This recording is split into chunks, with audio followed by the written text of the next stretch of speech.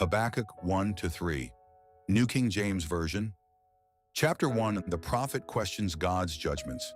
The burden which the prophet Habakkuk saw. The prophet's question, O Lord, how long shall I cry, and you will not hear? Even cry out to you, violence, and you will not save. Why do you show me iniquity and cause me to see trouble? For plundering and violence are before me. There is strife and contention arises. Therefore the law is powerless, and justice never goes forth. For the wicked surround the righteous. Therefore perverse judgment proceeds. The Lord's reply. Look among the nations and watch. Be utterly astounded, for I will work a work in your days, which you would not believe, though it were told you. For indeed I am raising up the Chaldeans, a bitter and hasty nation, which marches through the breadth of the earth to possess dwelling places that are not theirs. They are terrible and dreadful. Their judgment and their dignity proceed from themselves. Their horses also are swifter than leopards and more fierce than evening wolves. Their chargers charge ahead. Their cavalry comes from afar. They fly as the eagle that hastens to eat. They all come for violence. Their faces are set like the east wind. They gather captives like sand. They scoff at kings, and princes are scorned by them. They deride every stronghold, for they heap up earthen mounds and seize it. Then his mind changes, and he transgresses. He commits offense, ascribing this power to his God. The prophet's second question, Are you not from everlasting, O Lord my God, my Holy One? We shall not die. O Lord, you have appointed them for judgment. O Rock, you have marked them for correction. You are of purer eyes than to behold evil, and cannot look on wickedness. Why do you look on those who deal treacherously, and hold your tongue when the wicked devours? A person more righteous than he? Why do you make men like fish of the sea, like creeping things that have no ruler over them? They take up all of them with a hook. They catch them in their net, and gather them in their dragnet. Therefore they rejoice and are glad. Therefore they sacrifice to their net, and burn incense to their dragnet. Because by them their share is sumptuous, and their food plentiful, shall they therefore empty their net and continue to slay nations without pity? Habakkuk Chapter 2, The just shall live by faith. I will stand my watch and set myself on the rampart and watch to see what he will say to me and what I will answer when I am corrected. The just live by faith. Then the Lord answered me and said, Write the vision and make it plain on tablets, that he may run who reads it. For the vision is yet for an appointed time, but at the end it will speak and it will not lie. Though it tarries, wait for it, because it will surely come that will not tarry. Behold the proud, his soul is not upright in him, but the just shall live by his faith. Woe to the wicked. Indeed, because he transgresses by wine, he is a proud man, and he does not stay at home. Because he enlarges his desire as hell, and he is like death and cannot be satisfied, he gathers to himself all nations, and heaps up for himself all peoples. Will not all these take up a proverb against him, and a taunting riddle against him, and say, Woe to him who increases! What is not his? How long? And to him who loads himself with many pledges? Will not your creditors rise up suddenly? Will they not awaken who oppress you? And you will become their booty, because you have plundered many nations.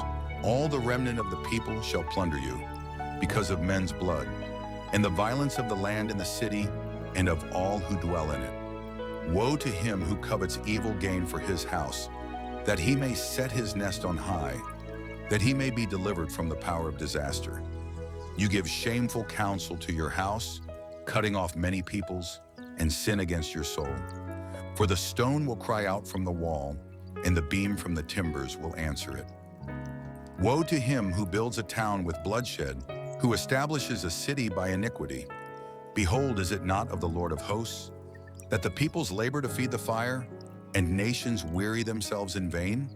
For the earth will be filled with the knowledge of the glory of the Lord, as the waters cover the sea. Woe to him who gives drink to his neighbor, pressing him to your bottle, even to make him drunk, that you may look on his nakedness. You are filled with shame instead of glory. You also drink and be exposed as uncircumcised, The cup of the Lord's right hand will be turned against you, and utter shame will be on your glory.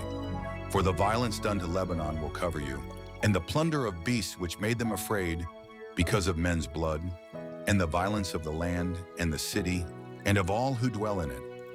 What profit is the image that its maker should carve it? The molded image, a teacher of lies, that the maker of its mold should trust in it to make mute idols. Woe to him who says to wood, "Awake," to silent stone, "Arise, it shall teach." Behold, it is overlaid with gold and silver, yet in it there is no breath at all. But the Lord is in his holy temple.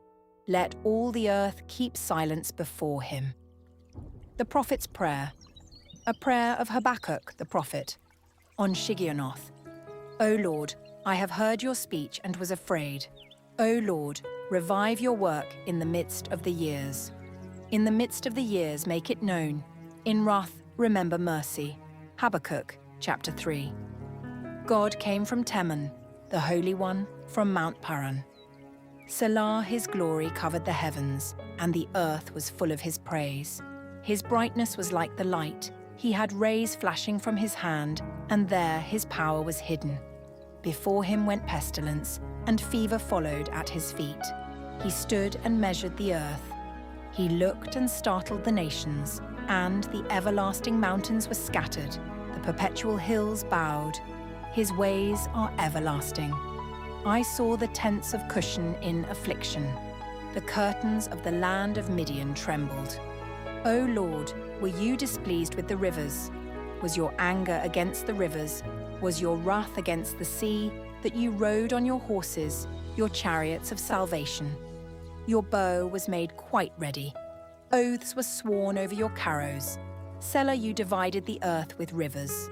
The mountains saw you and trembled. The overflowing of the water passed by. The deep uttered its voice and lifted its hands on high. The sun and moon stood still in their habitation. At the light of your arrows they went, at the shining of your glittering spear. You marched through the land in indignation. You trampled the nations in anger. You went forth for the salvation of your people, for salvation with your anointed. You struck the head from the house of the wicked, by laying bare from foundation to neck. Selah, you thrust through with his own arrows the head of his villages. They came out like a whirlwind to scatter me. Their rejoicing was like feasting on the poor in secret. You walked through the sea with your horses, through the heap of great waters.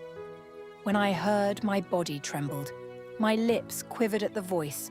Rottenness entered my bones, and I trembled in myself, that I might rest in the day of trouble. When he comes up to the people, he will invade them with his troops. A hymn of faith.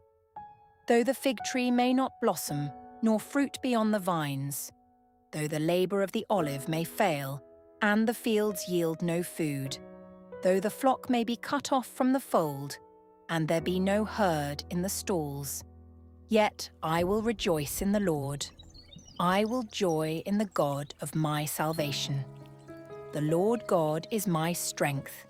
He will make my feet like deer's feet, and he will make me walk on my high hills.